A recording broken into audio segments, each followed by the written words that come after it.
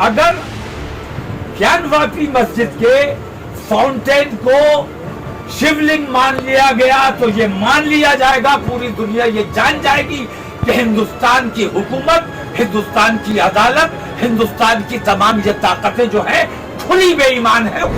किसी नौसिखिए वकील को बाबरी मस्जिद का वो फैसला दे दो, अगर वो ये ना कहते कि ये फैसला गलत है, धृतराष्ट्र नरेंद्र मोदी है जो देश का राजा है, उस वक्त जो देश का राजा था उसने बेईमानी की थी जिससे महाभारत से गुजरना पड़ा देश को। आज धृतराष्ट्र बेईमानी कर रहा है, खामोश बैठा हुआ है, देश का नुकसान होने वाला है, देश का नुकसान हो रहा है।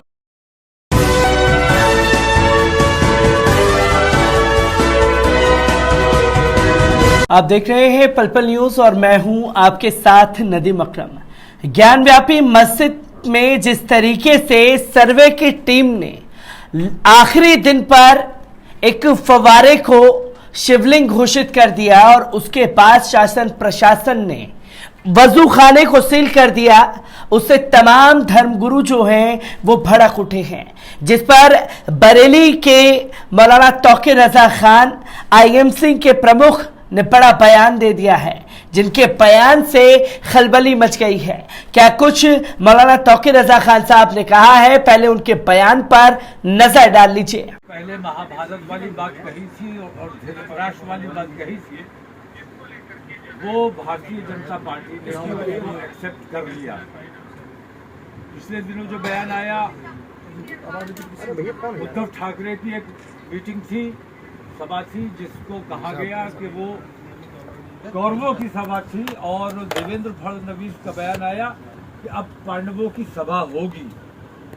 तो कौरवों और पांडवों की सभाएं हो रही हैं, इसका मतलब ये है कि शासक में जो बैठा हुआ है वो असल में धृतराष्ट्र ही है, और धृतराष्ट्र को, आज के धृतराष्ट्र को ये फैसला करना चाहिए कि वो न्याय के साथ है या अन्याय के साथ है। दूसरी बात, अभी जो मौजूदा हालात चल रहे हैं, ज्ञानव्यापी का मामला इस वक्त बहुत तूल पकड़ रहा है। मैं ज्ञानव्यापी के सिलसिले में कुछ नहीं कहना चाहता, सिर्फ इतना कहना चाहता हूं अपने हिंदू भाइयों से कि ये आपके निर्णय लेने का वक्त है। आपके धर्म का और हिंदुत्व का किस तरह ये लोग मजाक उड़ा रहे हैं, मजाक बना रहे हैं, पूरी दुनिया में एक खराब मैसेज जा रहा है। इनको फाउंटेन और शिवलिंग में अंतर नहीं करना आता है, ये हैरत की बात है। तो इस किस्म के झूठ, इस किस्म की बेईमानियां जो फैलाई जा रही है, मैं ये समझता हूं कि ये सारी कोशिश भारतीय जनता पार्टी और आरएसएस की मिलीजुली साजिश है, और कोशिश इसके पीछे ये है कि हिंदुस्तान में एक और बंटवारा करा दिया जाए, जो हिंदुस्तान के मुसलमान किसी भी कीमत पर एक और बंटवारे के लिए तैयार नहीं है। ज्ञानव्यापी के हौस की जहां तक बात है, वो सिर्फ एक बनारस का मामला नहीं है, बल्कि पूरे हिंदुस्तान में इस किस्म के जितने पुरानी मस्जिदें हैं, जितनी बड़ी मस्जिदें हैं, उन तमाम मसाजिद में ऐसा हौज पाया जाता है, और हर हौज के बीच में एक ऐसा फव्वारा लगाया जाता है जिसके जरिए हौज में पानी भरा और कम किया जाता है। तो दुनिया भर में छोड़ दीजिए, आप बरेली की मस्जिदों में, नौमहला की मस्जिद जाके देख लीजिए, मिर्जाई मस्जिद जाके देख लीजिए, जामा मस्जिद जाके देख लीजिए, पीलीभीत की जामा मस्जिद देख लीजिए, बदायूं की जामा मस्जिद देख लीजिए। उन मस्जिदों में भी इसका मतलब ये हुआ कि हिंदुस्तान की हर जिले में ऐसा हौज पाया जाता है, और हर हौज में ऐसा एक शिवलिंग पाया जाता है। इसलिए उन तमाम मस्जिदों को मंदिर में तब्दील कर दिया जाना चाहिए। ये मंशा मुझे लगता है कि सरकार की है। अगर ज्ञानव्यापी के उस फाउंटेन को हुकूमत बेईमानी करके अदलिया का सहारा लेकर गलत फैसला करा के दूसरों की आस्थाओं की दुहाई देकर अगर कोई गलत फैसला किया जाता है तो इसके नतायज गंभीर हो सकते हैं। बाबरी मस्जिद के सिलसिले में हमने सिर्फ इसलिए कि हमारे मुल्क में अमन व अमान बाकी रहे, वरना दुनिया जानती है कि बाबरी मस्जिद का जो फैसला हुआ है वो झूठा और बेईमानी पर मबनी है, लेकिन मुसलमानों ने सिर्फ इसलिए सब्र किया कि हमारे देश में अमन व अमान बना रहे, देश में दंगे और फसाद का माहौल ना बने। तो हमारी इस कुर्बानी को हमारी कमजोरी ना समझा जाए। हम किसी भी कीमत पर ये बर्दाश्त करने को तैयार नहीं है। खास तौर से मैं हुकूमत उत्तर प्रदेश से ये मुतालबा करना चाहूंगा कि जिस तरह उत्तर प्रदेश की हुकूमत ने अयोध्या के मामले में आगे बढ़कर फैसला लिया और हिंदूवादियों की उस साजिश को नाकाम किया जो उन्होंने फसाद बर्पा करने के लिए नकली टोपी ओढ़कर दाढ़ी लगाकर आए थे, मुसलमानों जैसी शक्ल बनाकर आए थे, उनको नंगा करने का काम जिस तरह उत्तर प्रदेश की सरकार ने किया, उसी तरह मैं सरकार से मांग करूंगा इन साजिशों को भी नाकाम करना सरकार का काम है। रहा सवाल इस बात का कि मैं आप तमाम लोगों से ये दरख्वास्त करूंगा कि जाइए जामा मस्जिद का हौज का फोटो लीजिए और उस हौज में भी शिवलिंग मौजूद है, पत्थर का ही है। नौ महिला मस्जिद में भी हौज मौजूद है और वो भी पत्थर का है और उसमें भी शिवलिंग मौजूद है। तो इस किस्म की जो बेईमानियां की जा रही है, इसके पीछे असल मकसद क्या है?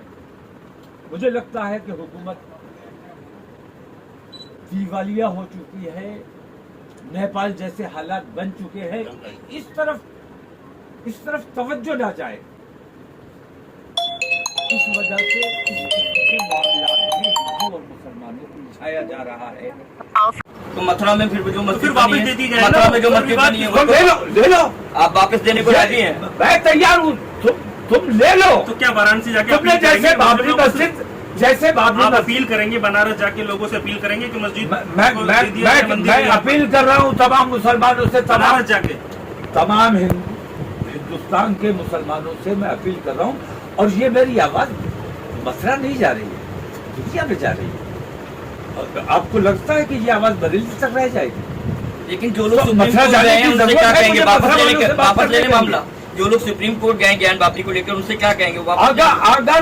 अगर मैं कहता हूँ बाबरी मस्जिद को मैंने सब्र किया है, अगर ज्ञानवापी मस्जिद के फाउंटेन को शिवलिंग मान लिया गया तो ये मान लिया जाएगा, पूरी दुनिया ये जान जाएगी कि हिंदुस्तान की हुकूमत, हिंदुस्तान की अदालत, हिंदुस्तान की तमाम ये ताकतें जो है खुली बेईमान है, खुली बेईमानी कर रही है। लेकिन इसलिए आज मैंने ये जरूरी समझा, फैसला आने से पहले ये जरूरी था कि मैं ये बता दूं कि फाउंटेन और शिवलिंग में कुछ तो फर्क करो। हिंदूवादियों से खासतौर से अरे भाई तुम्हारी ताकत है यार, जहाँ जो चाहो रख दो, जहाँ जो चाहो रख दो। बाबरी मस्जिद में मूर्तियां रखी गई, ताले तोड़े गए, ताले खुलवाए गए। फैसला आज भी कुछ नहीं आने वाला है। फैसला ये विवाद खड़ा किया गया है, कुछ दिन तालाबंदी रहेगी, आने जाने पे पाबंदी रहेगी, आने वाली नस्ल उसे भुगतेगी। जैसे बाबरी मस्जिद को हमारे पिछलों ने कुछ नहीं किया, हमने भुगता, ऐसे ही आज अगर हमने कुछ नहीं किया तो हमारी आने वाली नस्ल ज्ञानव्यापी को भुगतेगी और ईदगाह को भुगतेगी। मैं कह रहा हूँ आपकी हुकूमत है, आपकी ताकत है, आपकी अदालत है, आप जो चाहे कर ले, मैं कुछ नहीं करना चाहता, मैं कुछ नहीं कहना अब महाभारत करेंगे आप? मैं तमाम लोगों से थी आपने कहा था अरे ये तो हिंदू समाज को मैंने दिखाने के लिए कहा है कि धृतराष्ट्र की हुकूमत में ईमानदारी का कोई काम हो ही नहीं सकता जब तक धृतराष्ट्र बैठा है। हिंदू समाज का काम है धृतराष्ट्र को हटाओ, अपने देश के हालात। दिल्ली में आप प्रदर्शन करेंगे, दुनिया भर से करोड़ों लोग पहुंचेंगे, क्या आपको प्रदर्शन होगा? नहीं, हमारी मीटिंग और उस मीटिंग में अभी हमारी 21-22 में मीटिंग और आगे नहीं आएगा तो क्या करेंगे? उसमें ये फैसला किया जाएगा कि देशव्यापी आंदोलन इत्तेफाक की राय से होना चाहिए। मैं सिर्फ बरेली से नहीं, इसे पूरे मुल्क में चलाना चाहता हूँ और इंशाल्लाह 22 के बाद हमारा ये फैसला होगा कि इसको किस तरह चलाना है और किस डेट से चलाना है। आपने कहा था ईद के बाद यहाँ पर, हाँ, ईद के बाद हमारी मौलाना साहब एक सवाल, आपने कहा कि आपने बाबरी मस्जिद पर सब्र किया, तो आपका कहना यह है कि जो फैसला था वो भी गलत था और जो कोर्ट फैसला लेगी वो भी गलत होगा? अरे किसी नौसिखिए वकील को बाबरी मस्जिद का वो फैसला दे दो, अगर वो ये ना कहते कि ये फैसला गलत है। और इतना अंधा कानून, इतने अंधे लोग, इतने अंधे शासन और प्रशासन जो फाउंटेन और शिवलिंग में फर्क नहीं कर पा रहा है और उस झूठी बात के ऊपर वहां पाबंदी लगाता है, इलाके को सील करवाता है। इससे बड़ा अन्याय क्या हो सकता है? फाउंटेन उसकी बात नहीं कर रहा, राम मंदिर जो इस समय बनना है सब पूरे मुल्क के बहुत अच्छी बात है, बनना चाहिए, बनाओ। आपने सब्र किया, बनाओ और उस राम मंदिर से कितने लोगों को रोजगार मिल गया, कितने देश में तरक्की हो गई, कितनी खुशहाली आ गई, ये तो हिंदू समाज को देखना है। मंदिर बनाओ, अपनी आस्था को तकलीफ पहुंचाओ, लेकिन देश का काम कुछ कर लो। अंधे और बहरे जब तक बने रहोगे, जब तक गूंगे बने रहोगे, मैं कहता हूँ इतने बुरा हाल है। नरेंद्र मोदी आज तक जबान क्यों नहीं खोली इन तमाम मामलात पे? इसका मतलब ये, मैं बार बार कहता हूँ कि धृतराष्ट्र की भूमिका से उन्हें बाहर आना चाहिए। धृतराष्ट्र नरेंद्र मोदी है, जो देश का राजा है। उस वक्त जो देश का राजा था उसने बेईमानी की थी, जिससे महाभारत से गुजरना पड़ा देश को। आज धृतराष्ट्र बेईमानी कर रहा है, खामोश बैठा हुआ है, देश का नुकसान होने वाला है, देश का नुकसान हो रहा है। प्रमोद कृष्णन तो कांग्रेस के नेता हैं। मैं सिर्फ दो ऐसे, एक हिंदू वो जो मुसलमान होने के बावजूद मुसलमान नहीं था, जिसने खतरा नहीं कराई थी। एक हिंदू वो जो खतरा करा के मुसलमान बन के आया था गांधी जी की हत्या करने। ऐसे दो हिंदू और मुसलमान हमारे देश के लिए सिर्फ दो ऐसे, एक हिंदू वो जो मुसलमान होने के बावजूद मुसलमान नहीं था, जिसने खतरा नहीं कराई थी। एक हिंदू वो जो खतरा करा के मुसलमान बन के आया था गांधी जी की हत्या करने। ऐसे दो हिंदू और मुसलमान हमारे देश के लिए बेहद घातक है। प्रमोद कह रहे हैं गंभीर परिणाम भुगतने होंगे अगर फिर से अगर ज्ञान वापी मामले में भी ऐसा किया गया जैसा बाबरी में किया गया। तो आप क्या करना है? मैं ये कह रहा हूँ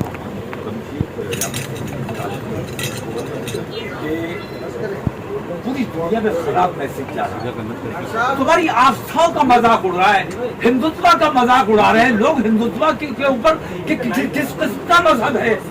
ये जो फाउंटेन और शिवलिंग पे फर्क नहीं कर सकते, ये कैसा मजाक हो रहा है? वो तो जांच के विषय है। भाई जो लोग ये कह रहे हैं कि ये शिवलिंग है, उनसे बड़ा अंधा। और उनकी बात सुन के कोर्ट ने उस इलाके को सील किया, नमाजियों पर पाबंदी लगाई, वुजू खाने पे पाबंदी लगाई। क्या न्याय है ये? कौन सा न्याय है? उनका कहना जब तक जांच पूरी ना हो जाए, सबसे बड़ा सवाल मेरा ये है कि कमीशन को अंदर जाना चाहिए था। कमीशन के साथ वो हिंदूवादी तमाम लोग अंदर क्यों गए? कोर्ट में परमिशन कोर्ट ने परमिशन दी थी कमीशन को। कमीशन ने अपनी गुप्त रिपोर्ट देनी थी। ये कौन सी गुप्त रिपोर्ट है? तो प्रमोद कृष्ण क्या की भाषा ये बुक रिपोर्ट है, ये कानून है?